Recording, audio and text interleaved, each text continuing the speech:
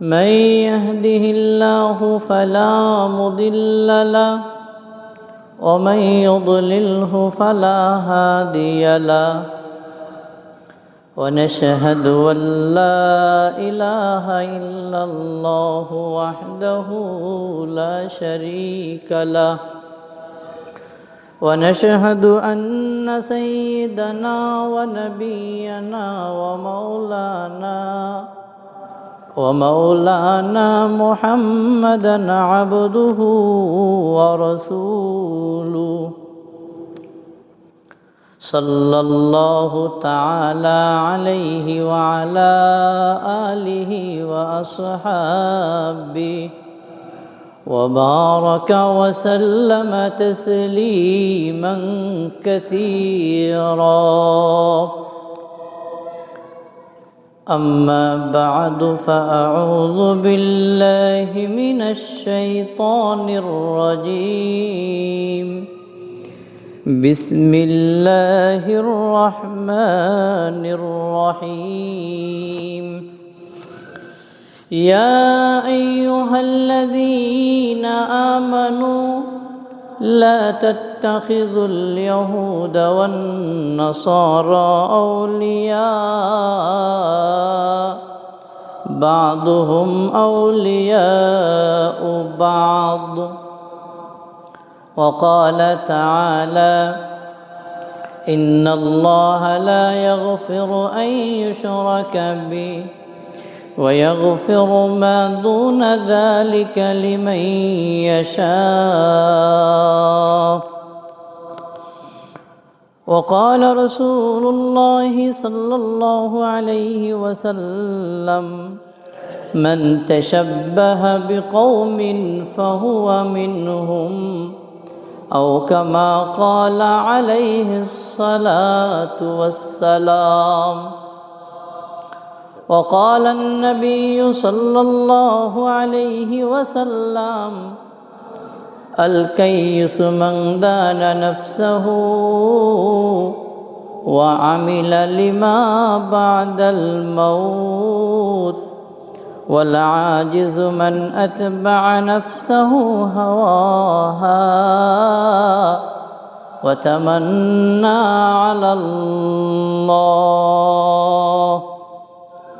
وقال رسول الله صلى الله عليه وسلم لا تزال قدم ابن آدم يوم القيامة حتى يسأل عن خمس عن عمره فيما أفنى وعن شبابه فيما أبلى وعن ماله من أين اكتسبه وفيما أنفق وماذا عمل فيما علم أو كما قال عليه الصلاة والسلام وقال ابن عمر رضي الله تعالى عنهما إذا أصبحت فلا تحدث نفسك بالمساء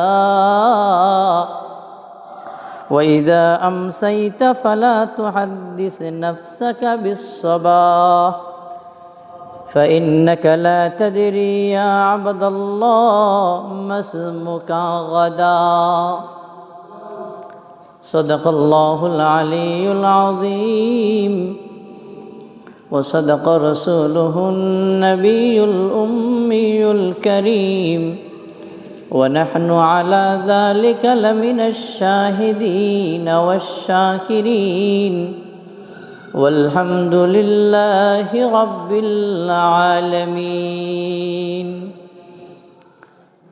سبحانك لا علم لنا إلا ما علمتنا إنك أنت العليم الحكيم شكل الدرود إبراهيم بري اللهم صل على محمد وعلى آل محمد كما صليت على إبراهيم وعلى آل إبراهيم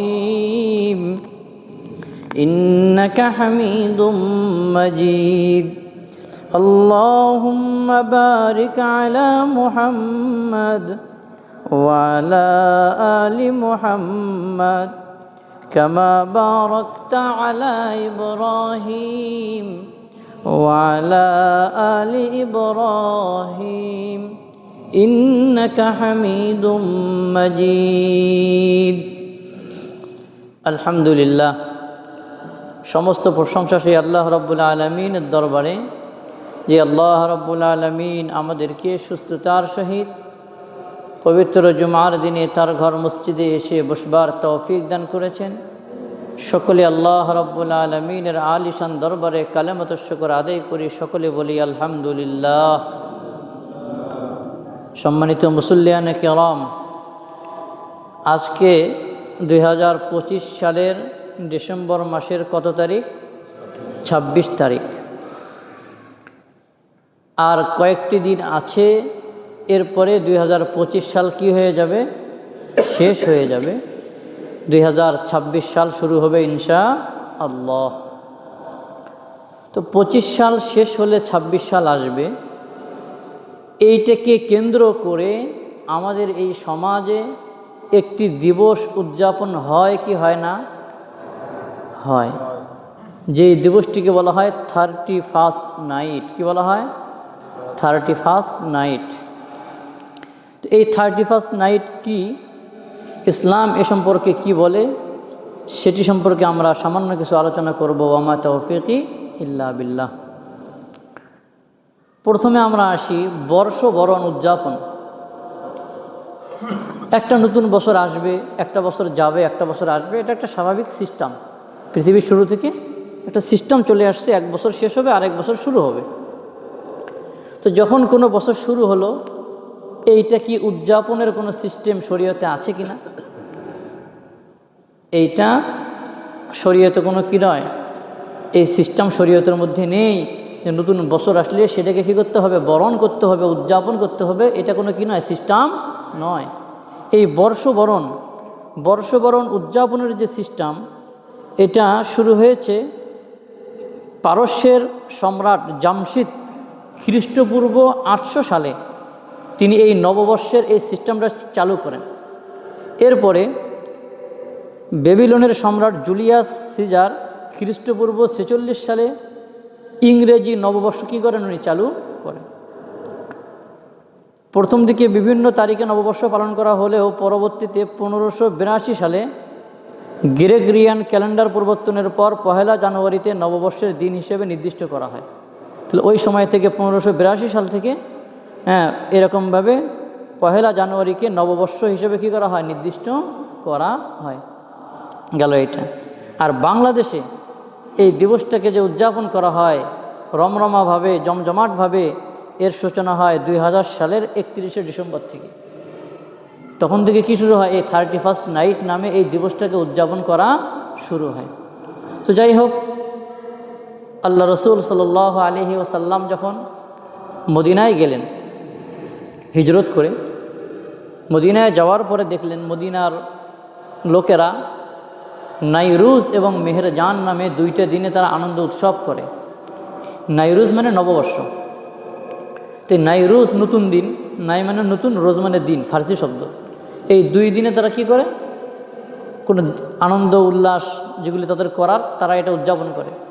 আল্লাহ রসুল সাল্লাল্লাহু আলাইহি ওয়াসাল্লাম গিয়ে আদেশ জারি করে দিলেন, এখন থেকে আর এটা করা যাবে না। আল্লাহ রাব্বুল আলামিন তোমাদেরকে এই 2 দিনের পরিবর্তে এর চেয়ে উত্তম আরও 2টি দিন দিয়েছেন বলে সুবহানাল্লাহি ওয়া বিহামদিহি। সেই 2টা দিন কি? একটা হলো ঈদুল ফিতর আর একটা হলো ঈদুল আজহা।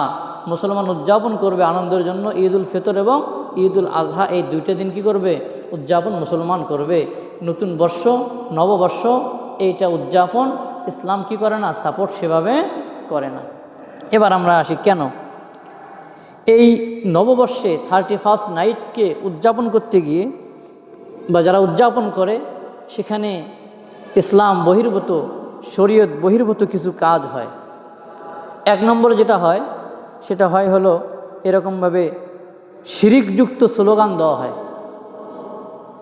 যেমন বাংলা নববর্ষ আছে বৈশাখ, সেখানে স্লোগান আছে না রবীন্দ্রনাথ ঠাকুরের, কি আছে? মুছে যাক গিলানি ঘুষে যাক জরা, আছে না নাই? তারপরে কি আছে? অগ্নি স্নানে সূচি হোক ধরা। তাহলে এই যে কবিতাটা, এর মধ্যে আসে মানে আগুনের মাধ্যমে কি পবিত্র হোক। তো আগুনের মাধ্যমে গুনাহ মাফ করা, আগুনের মাধ্যমে কোনো কিছু পাক সাফ করা, এইটা ইসলাম কি করে না, মেনে নেয় না। ইসলামের বিশ্বাস আকীদা এটা নয় যে আগুনের মাধ্যমে কোনো গুনাহ মাফ হয়, আগুনের মাধ্যমে পাক সাফ হয়। এটা হিন্দুদের রীতিনীতি। যারা আগুনকে পূজা করে, যারা অগ্নি পূজা করে, তাদের বিশ্বাস হলো এটা, তাদের আকীদা হলো এইটা যে আগুনের মাধ্যমে তাদের জীবনের গুনাহগুলি কি হয়ে যায়, মাফ হয়ে যায়।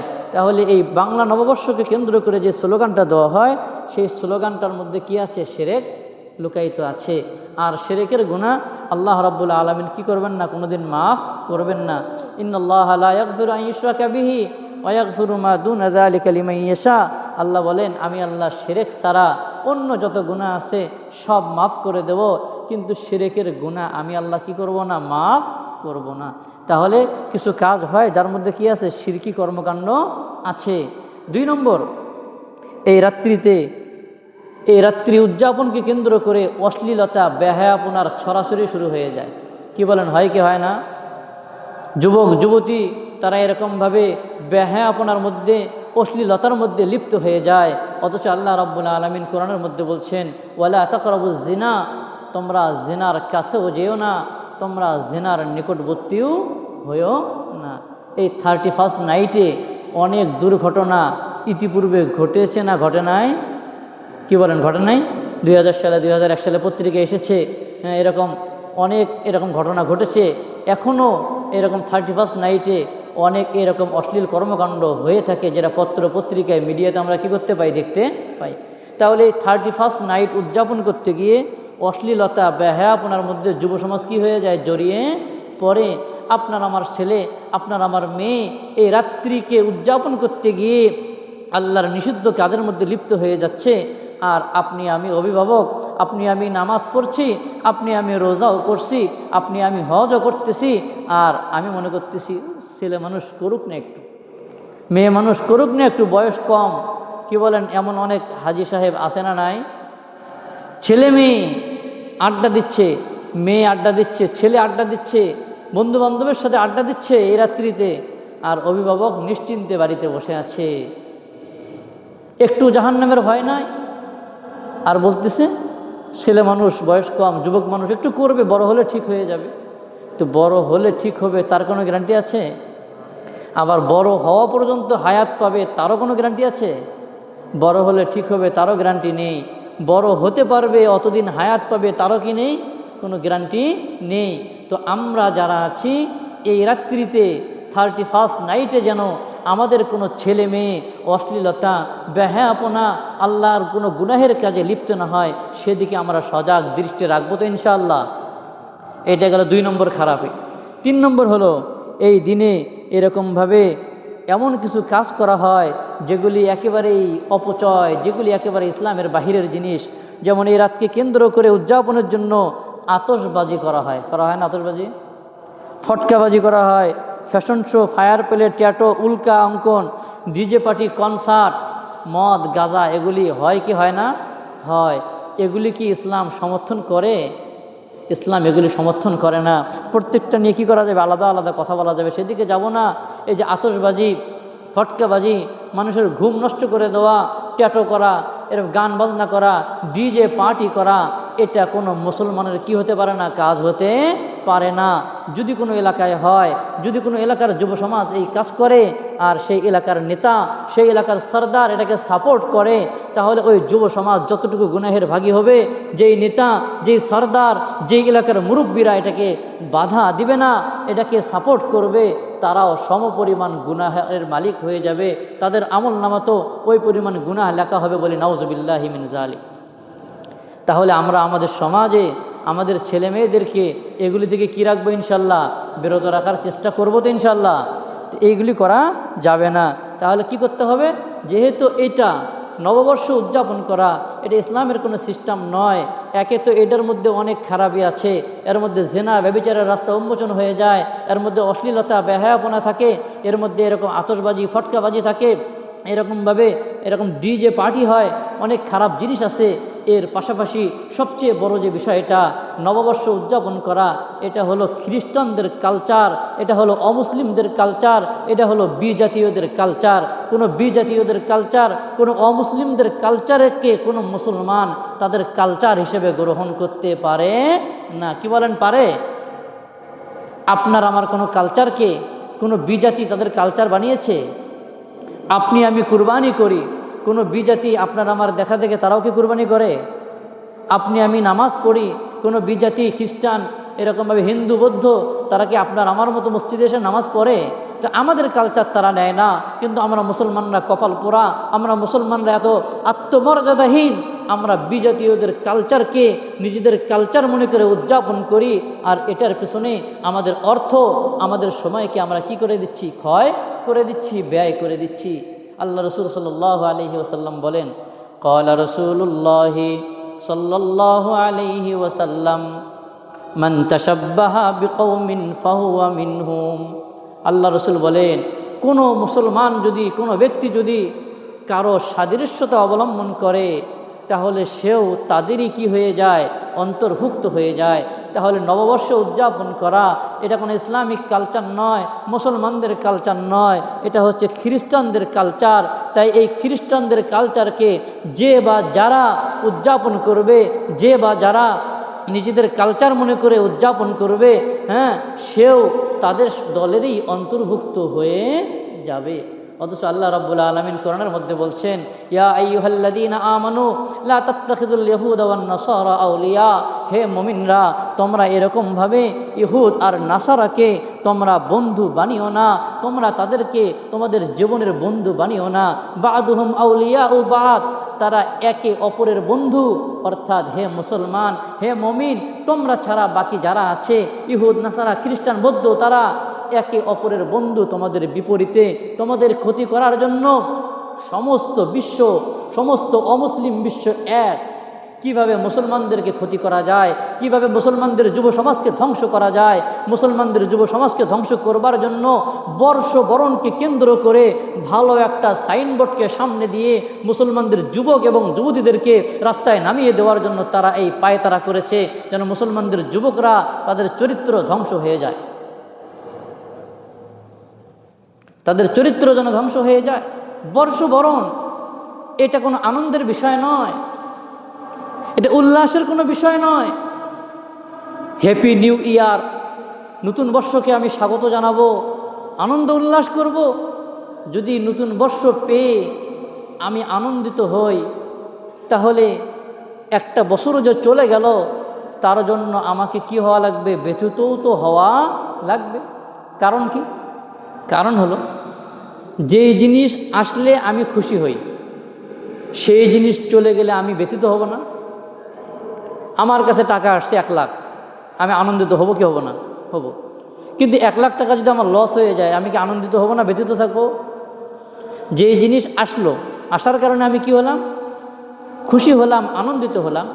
সেই জিনিসটা যখন আবার আমার হাতছাড়া হয়ে যাবে, তখন স্বাভাবিকভাবে আমার মন ভালো থাকবে না খারাপ হবে? খারাপ হবে। যেই মেহমান আসলে আমার ভালো লাগে, সেই মেহমান চলে গেলে আমার কি লাগবে? খারাপ লাগবে। ঠিক তেমনিভাবে একটা বছর আসলে যদি আমার ভালো লাগে, তাহলে ঠিক তেমনিভাবে একটা বছর তো চলেও গেল, তাহলে আমার কি লাগা উচিত? খারাপও লাগা উচিত। বরং ভালো লাগার চেয়ে খারাপ লাগাটা বেশি যৌক্তিক, বেশি এরকমভাবে যুক্তির আলোকে সঠিক। কারণ কি? কারণ হলো, একটা বছর তো চলে গেল, 2025 সাল আপনার জীবন থেকে চলে যাবে, আমার জীবন থেকে চলে যাবে। আমরা যতদিন বেঁচে থাকব, এই 2025 সালকে আর ফেরত আনতে পারবো? কি বলেন, পারবো? আল্লাহ রাব্বুল আলামিন আপনাকে আমাকে নির্দিষ্ট একটা হায়াত দিয়ে ভিসা দিয়ে দুনিয়াতে প্রেরণ করেছে। ও আমার বান্দা, তোমার মেয়াদ 60 বছর, তোমার মেয়াদ 70 বছর, তোমার মেয়াদ 80 বছর, তোমার মেয়াদ 40 বছর। তো 2025 সাল চলে গেল, মানে আল্লাহ রাব্বুল আলামিন আমাকে যেই কয় বছর হায়াত দিয়েছিল তার মধ্য থেকে একটা বছর কমে গেল, একটা কাঠি পড়ে গেল, একটা সময় চলে গেল।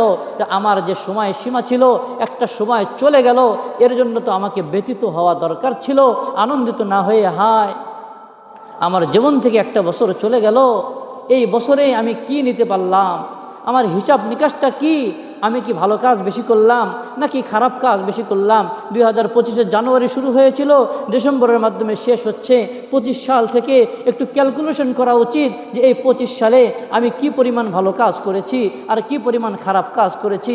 গত বছর 24 সালে আমার জীবন, আমার লাইফস্টাইল যেরকম ছিল, 25 সাল শেষ হয়ে যাচ্ছে, এখনও কি ওই রকম আছে নাকি একটু উন্নত হয়েছে, সেই হিসাব নিকাশ করতে হবে। আজকে যদি আমি মারা যেতাম তাহলে আমার পরকালটা কেমন হতো, সেই হিসাব নিকাশটা আমাকে করতে হবে। বছর যাচ্ছে, আমাকে হিসাব নিকাশ করতে হবে। আল্লাহ রসুল তাই তো বলেন, আল কাইয়িসু মান দানা নাফসাহু ওয়া আমিলা লিমা বাদাল মাউত। আল্লাহর হাবিব বলেন, জ্ঞানী তো সেই ব্যক্তি, এরকমভাবে জ্ঞানী তো সেই ব্যক্তি, মান দানা নাফসা, যে নিজেকে চিনতে পারে, ওয়া আমিলা লিমা বাদাল মাউত, মৌতের পরে কি হবে, মৌতের পরে কোথায় থাকবে, কি অবস্থা হবে, সেইটাকে সামনে রেখে তার জীবনকে পরিচালিত করে, সেইটাকে সামনে রেখে ভালো আমলগুলি যে ব্যক্তি বেশি করে করে, সেই তো হচ্ছে প্রকৃত জ্ঞানী, যে মৌতের পরে চিন্তা না করে শুধু নিজের মন মতো চলে, দুনিয়া যা চায় তাই চলে, যেভাবে চায় সেভাবে চলে, পরকালকে সামনে নেয় না। আল্লাহ রসুল বলেন, সেই ব্যক্তি জ্ঞানী নয়, সেই ব্যক্তি বোকা, সেই ব্যক্তির কপাল পোড়া, যে আখিরাতকে সামনে না নিয়ে শুধু দুনিয়া দুনিয়া দুনিয়াকে কেন্দ্র করে চলছে তো চলছে, মরার পরে কি হবে সেদিকে কোনো কি নেই, ভ্রুক্ষেপ নেই। অন্য হাদিসের মধ্যে আছে, হাসিবু ক্বাবলা আন তুহাসাবু ওয়াজিনু ক্বাবলা আন তুওয়াজানু, যে তোমাদের কাছে হিসাব নেওয়ার আগেই তোমার হিসাবটা তুমি একটু ভালো করে করে নাও। তোমার আমলনামা কাল কিয়ামতের ময়দানে ওজন করা হবে, সে সময় আসবার আগে দুনিয়াতে থেকেই তুমি একটু ওজনটা করে দেখো, ওজন ঠিক আছে কি না। আমরা ব্যাংকে যাই, টাকা জমা দেই না, বান্ডিল জমা দেই, বান্ডিল জমা দেওয়ার আগে, ব্যাংকে যাওয়ার আগে টাকাটা একবার নিজে গনে নেয় কি নেই না। যারা বিচক্ষণ মানুষ, চালাক মানুষ, একবার কি করে নেয়, গনে নেয়, যে ব্যাংকের ম্যানেজারের কাছে দেব, যদি একটা নোট কম হয় লজ্জা লাগবে না? কি বলেন, লজ্জা লাগবে কি লাগবে না? আপনি বললেন 1 লাখ আছে, ম্যানেজার বললো 99 এটা আছে, তো খারাপ লাগবে না আপনার? তো যে চালাক, যে বিচক্ষণ, যে লজ্জায় পড়তে চায় না, সে কি করে, একবার না পারলে 2 বার 3 বার গুনে শিওর হয় নাই, ওভার শিওর হয়ে নেয় যেন আমার একটা নোট কি না থাকে, কম না থাকে। তো ব্যাংকের ম্যানেজার মেশিনই দিয়ে গুনবে, তার আগে আপনি গুনে নেন যেন আপনি লজ্জিত না হন। ঠিক তেমনিভাবে কাল কিয়ামতের ময়দানে আপনার আমার আমলগুলিকে ওজন করা হবে, আপনার আমার আমলগুলিকে হিসাব করা হবে। তো সেই হিসাবের সময় আমার আমল কি কম হবে না ঠিক থাকবে, সেই ওজনটাও একটু দুনিয়াতে থাকতেই আমার করা উচিত কি উচিত না? উচিত। কারণ আল্লাহ রাব্বুল আলামিন আজকে আমাকে হায়াত দিয়েছে, আমিও যে আমার বাবার মতো 70 বছর 80 বছর হায়াত পাবো, আমার দাদার মতো 80 বছর হায়াত পাবো, এর তো কোনো গ্যারান্টি নেই। আমার দাদা হয়তো 80 বছরে মারা গেছে, বাবা হয়তো 80 বছর হায়াত পেয়েছে, আমিও পাবো, এর তো গ্যারান্টি নেই। এমনও তো হতে পারে কালকেই আমি মারা যাব, এমনও তো হতে পারে আগামী পরশু আমি মারা যাব। তাহলে আমার পরকালটা কি হবে? হযরত আব্দুল্লাহ ইবনে ওমর রাদিয়াল্লাহু তাআলা আনহু বলেন, তিনি বলেন, ইদা আসবাহতা ফালা তুহাদ্দিস নাফসাকা বিল মাসা। হে আব্দুল্লাহ, তুমি যখন সকাল করো, যখন তোমার সকাল হয়ে যায়, তখন তুমি তোমাকে বিকেলের অপেক্ষায় রাখিও না যে আমি বিকেলে এই কাজটা করব। ওয়া ইদা আমসাইতা ফালা তুহাদ্দিস নাফসাকা বিস সাবা। আর যখন সন্ধ্যা হয়ে যায়, সন্ধ্যাবেলা তুমি কথা বলো না যে আগামীকাল সকালে এই কাজটা করব, আগামীকাল সকালে এই ভালো কাজটা করব, এমন অপেক্ষা তুমি করো না। কেন কেন? ফাইন্নাকা লা তাদরি ইয়া আব্দুল্লাহ মা ইসমুকা গাদা। কেননা হে আব্দুল্লাহ, তুমি তো জানো না, তুমি যে সন্ধ্যার জন্য তোমার কাজকে রেখে দিলে, তুমি যে সন্ধ্যার জন্য তোমার তওবা ইস্তিগফারকে রেখে দিলে, তুমি যে সন্ধ্যার জন্য তোমার আমলনামার হিসাবকে তুমি রেখে দিলে, তুমি যে সন্ধ্যার জন্য ভালো কাজকে রেখে দিলে, তুমি তো জানো না সন্ধ্যাবেলায় তোমার নাম কি আব্দুল্লাহ থাকবে নাকি তোমার নামটা লাশ হয়ে যাবে।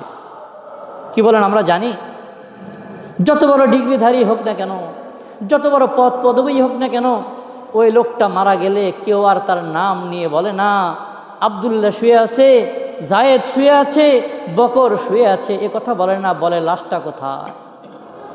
কি বলেন? আমি কি ভুল বললাম? মানুষ কি বলে? লাশ কোথায়।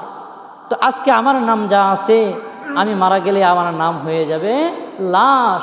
তো আব্দুল্লাহ ইবনে ওমর বলে ফাইন্নাকা লা তাদরি ইয়া আব্দুল্লাহ মা ইসমুকা গাদা। ও আব্দুল্লাহ, তুমি তো জানো না কালকে কি তুমি আব্দুল্লাহ থাকবা নাকি তুমি লাশ হয়ে যাবা, তোমাকে সবাই লাশ বলে ডাকবে, এইটা তো তুমি জানো না। যেহেতু জানো না, সেহেতু ভালো কাজে আর দেরি করিও না। যখনই সুযোগ চলে এসেছে, যখনই মনের মধ্যে চলে এসেছে, তখনই তওবা ইস্তিগফার করে গুনাহ থেকে তুমি পাক সাফ হয়ে যাও এবং সামনে তুমি আর গুনাহ করিও না। মেরে ভাই ও দোস্ত বুজুর্গ, আল্লাহ তাআলা আপনাকে আমাকে হায়াত দিয়েছে, যৌবন দিয়েছে, মাল দিয়েছে, জ্ঞান দিয়েছে। এই যৌবন, এই মাল, এই জীবন, এই জ্ঞান সম্পর্কে কাল কিয়ামতের ময়দানে আপনাকে আমাকে জিজ্ঞাসা করা হবে। এই প্রশ্নগুলির উত্তর না দিয়ে আল্লাহর সামনে থেকে সরবার ক্ষমতা আমাদের কারোই থাকবে না। হাদিসের মধ্যে আছে, আল্লাহ রাসূল বলেন লা তাজালু কদাম ইবনি আদম ইয়াউমাল কিয়ামা হাত্তা ইসআলা আন খামসিন। আল্লাহর হাবিব বলেন কিয়ামতের ময়দানে কোনো বান্দা 5টি প্রশ্নের উত্তর না দিয়ে সরতে পারবে না, এক কদম হটতে পারবে না। 1 নম্বর প্রশ্ন করা হবে আন উমরিহি ফিমা আফনা। ও আমার বান্দা, তোমাকে একটা হায়াত দিয়েছিলাম, তোমাকে একটা মেয়াদ দিয়েছিলাম 80 বছর, তুমি তোমার এই 80 বছর কোন কাজে শেষ করেছো, কোন কাজে ব্যয় করেছো, তুমি একটু আমাকে হিসাবটা মিলাইয়া দাও। আপনি কৃষক নিয়েছেন জমিনে কাজ করার জন্য, অথবা রাজমিস্ত্রি নিয়েছেন দেয়াল গাঁথার জন্য। সকাল থেকে সন্ধ্যা হয়ে গেল, সন্ধ্যাবেলায় আপনি এসে ইট গণবেন না যে তোমাকে আজকে আমি নিয়োগ দিয়েছিলাম, সকাল থেকে সন্ধ্যা 8 ঘন্টা তুমি কাজ করলে কয়টা ইট গেঁথেছ? কি বলেন? হিসাব নেবেন কি নেবেন না? তো একজন মালিক যদি শ্রমিকের কাছে হিসাব নেয় 8 ঘন্টা তুমি কাজ করলে মাত্র 10টা ইট গাঁথছ, মাত্র 100টা ইট গেঁথেছ, তো মালিক যদি শ্রমিকের কাছে হিসাব নেয় মাত্র 500 টাকা দেবে, এর জন্য হিসাব নেবে। তো আল্লাহ রাব্বুল আলামিন, যে আল্লাহ ব্রেন দিয়েছে, যে আল্লাহ 2টা চক্ষু দিয়েছে, যে আল্লাহ শ্বাস প্রশ্বাস নেওয়ার ক্ষমতা দিয়েছে, যে আল্লাহ 2টা হাত দিয়েছে, যে আল্লাহ 2টা পা দিয়েছে, যে আল্লাহ মেধা মস্তিষ্ক দিয়েছে, সে আল্লাহ বুঝি আপনাকে আমাকে এত কিছু দিয়ে যে হায়াতটা দিয়েছে, সেই হায়াতের হিসাব নেবে না? আন উমরিহি ফিমা আফনা, তোমার জীবনটা তুমি কোন কাজে ব্যয় করেছো বান্দা, আমাকে একটু বলে দাও। 2 নম্বর বলবে ওয়ান শাবাবিহি ফিমা আবলা, জীবনের মধ্যে একটা টার্নিং পয়েন্ট ছিল, সুন্দর একটা জীবন তোমার ছিল, একটা বয়স ছিল, যে বয়সটাকে বলা হয় যৌবন। যেই যৌবনে মানুষ অনেক অসাধ্যকেও সাধ্য করে ফেলে, অনেক কঠিন কাজকেও মানুষ সহজে করে ফেলতে পারে। আল্লাহ তাআলা প্রশ্ন করবে, ও বান্দা, তোমাকে তো আমি যে 80 বছর দিয়েছিলাম, এর মধ্যে 20 বছর তোমার যৌবন দিয়েছিলাম, তোমাকে যুবক রেখেছিলাম, তোমার শক্তি সামর্থ্য ছিল, সেই যুবককালীন সময়টাকে তুমি কোন কাজে লাগিয়েছো বান্দা, তুমি আমাকে হিসাব দাও। ও আমার যুবক ভাই, আসছে 31st নাইট, আপনি যদি এই রাত্রিতে অশ্লীলতা করেন, আপনি যদি এই রাত্রিতে ডিজে গান বাজান, আপনি যদি এই রাত্রিতে বক্স বাজিয়ে গান বাজনা করেন, কসম আল্লাহর কসম করে বলছি, রসুলের হাদিস অনুযায়ী আপনাকে কাল কিয়ামতের ময়দানে আল্লাহ তাআলা জিজ্ঞাসা করবে, ও আমার বান্দা, তুমি যুবক বয়সে, এত বছর বয়সে তুমি 31st নাইটে কেন গান বাজনা করেছিলে, হিসাবটা একটু আমাকে দাও। কি বলেন? হিসাব দেওয়া যাবে? তো এই যৌবন বয়সের হিসাব আমাদেরকে দিতে হবে। আমি যুবক, আমার শরীর গরম, রক্ত আছে, এটাকে আপনি আমলের মধ্যে লাগান, এটাকে আপনি ইবাদতের মধ্যে লাগান। যুবক বয়সে আপনি চাইলে সারা রাত নামাজ পড়তে পারবেন, যুবক বয়সে চাইলে আপনি রোজা রাখতে পারবেন, যুবক বয়সে চাইলে একটা মসজিদ নির্মাণে সহযোগিতা করতে পারবেন, যুবক বয়সে চাইলে অনেক ভালো কাজে আপনি অংশীদার হতে পারবেন। সেগুলির মধ্যে আপনি লাগান আপনার সময়কে, তাহলে আল্লাহকে বলতে পারবেন, ও আল্লাহ, তুমি আমাকে একটা যৌবন দিয়েছিলে, সেই যৌবনটাকে তোমার ভয়ে তোমার রাস্তায় আমি খরচ করে দিয়েছি বলি সুবহানাল্লাহ ওয়া বিহামদিহি। যারা আমরা যুবক আছি, আল্লাহ রাস্তায় আমাদের এই যৌবন খরচ করতে রাজি আছি তো ইনশাআল্লাহ? তাহলে আমাদের জীবন নিয়ে প্রশ্ন করা হবে, আমাদের যৌবন নিয়ে প্রশ্ন করা হবে। ও আন মালিহি মিন আইনা ইকতাসাবা, মাল নিয়ে প্রশ্ন করা হবে। ও বান্দা, মাল কোথা থেকে কামাই করেছো, হিসাব দাও। অফিমা আনফাকা, খালি কোথা থেকে কামাই করেছো সেই হিসাব দিবে না, না, এই মাল উপার্জন করবার পরে কোথায় খরচ করেছো। মসজিদ মাদ্রাসায় খরচ করেছো, বিবি বাচ্চার পেছনে খরচ করেছো, সংসারের পেছনে খরচ করেছো, নাকি মদ গাঁজা ফেন্সিডিল অশ্লীলতা বেহায়াপনা নাচ গান এরকমভাবে সার্কাস সেগুলির পেছনে এই মাল খরচ করেছো বান্দা, সেই হিসাবটা একটু তুমি আমাকে দিয়ে দাও। তো মেরে ভাই ও দোস্ত বুজুর্গ, হ্যাঁ, আমাদেরকে আল্লাহ মাল দিয়েছে, সেই মাল খরচ করার ক্ষেত্রেও আমাদেরকে সাবধান থাকতে হবে। আমার এই মাল যেন কোনো অশ্লীলতার পেছনে খরচ না হয়, আমার এই মাল যেন ডিজে গানের পেছনে খরচ না হয়, আমার এই মাল যেন নেশার পেছনে খরচ না হয়, আমার এই মাল যেন যারা অন্যায় কাজ করে, যারা গান বাজনা করে তাদের পেছনে খরচ না হয়, সেদিকে আমাদেরকে খেয়াল রাখতে হবে। কেউ মনে কষ্ট নেব না। আমি জানি অনেক মহল্লায় এমন কিছু নামাজি ব্যক্তি আছে, মুরব্বী আছে, নিজেরা হয়তো গান বাজনা করে না, ছেলেরা এসে যখন আবদার করে, যুব সমাজ এসে যখন বলে আঙ্কেল আমরা একটু কি করব, কনসার্ট করব, একটু আমাদেরকে অনুদান দেন, কি বলেন, সে হাজি সাহেব দেয় কি দেয় না? যুবকের মন খুশি করার জন্য দেয়, যুবককে খুশি করার জন্য দেয়। যদি পলিটিক্যাল লিডার হয় তার ভোটের জন্য দেয়। আমি আল্লাহকে সাক্ষী রেখে বলছি, আপনি যে জন্যই দেন না কেন, আপনি তাদেরকে হারামের সহযোগিতা করলেন, আপনি তাদেরকে আল্লাহর নাফরমানি করার জন্য সহযোগিতা করলেন। কাল কিয়ামতের ময়দানে অবশ্যই আল্লাহর সামনে আপনাকে এর জবাবদিহি করতে হবে। আল্লাহ আপনাকে ধরে বসবে, ও নামাজি, ও হাজি, হজও করেছো, নামাজও পড়েছো, আবার গান বাজনায় সহযোগিতাও করেছো। গান বাজনা যে হারাম, এতে আপনাদের কোনো সন্দেহ আছে? মনে হয় সন্দেহ আছে। গান বাজনা হারাম, কারো সন্দেহ আছে? কারো কি নাই? সন্দেহ নাই। তাহলে যেটা হারাম, যেটা গুনাহের কাজ, ওই অবস্থায় যদি আপনার মৌত হয়, আপনার মৌত ইমানি হালতে হবে না, আপনার মৌত জান্নাতে যাওয়ার মতো অবস্থায় আপনার মৌত হবে না। তাহলে যেটা হারাম, যেটা নিষিদ্ধ, সেটা আমি কেন করব? যারা করে তাদেরকে আমি কেন সহযোগিতা করব? সহযোগিতা তো করা যাবেই না। বরং নির্দেশনা হলো, ইসলামের নির্দেশনা হলো, যদি কেউ অশ্লীলতা করে, যদি কেউ খারাপ কাজ করে, সেটাকে কি করতে হবে? বারণ করতে হবে, বাধা দিতে হবে। ক্ষমতা থাকলে শক্তি প্রয়োগ করে বন্ধ করে দিতে হবে। যদি শক্তি প্রয়োগ করবার মতো ক্ষমতা না থাকে, এমন ব্যক্তিরা করছে যাদেরকে বাধা দেওয়ার মতো ক্ষমতা আমার নেই, তাহলে আমি মুখ দিয়ে বলবো, ভাই এটা করিও না, এটা করা কিনা ভালো না, মুখ দিয়ে করব। মুখেও যদি বলতে না পারি, তাহলে কমপক্ষে অন্তরে অন্তরে সেই কাজ থেকে ঘৃণা করতে হবে। হ্যাঁ, এরা কি কাজ করতেছে, এই কাজ তো করা উচিত না। এমন ঘৃণা, এমন জ্বলন, এমন ব্যথা অন্তরে যদি আসে, তাহলে আশা করা যায় আল্লাহ তাআলা আমাদেরকে কি করবেন? মাফ করবেন। তো যে কথা বলতেছিলাম, 31st নাইট আসতেছে আমাদের এই এলাকায়, এই মহল্লায়, এই ব্রিজ রোড এলাকায় যেন কোনো যুব সমাজ কনসার্ট করতে না পারে, ডিজে গান বাজাতে না পারে। এটা কি আপনারা চান? কে কে চান? একটু হাত তুলে দেখান তো একটু।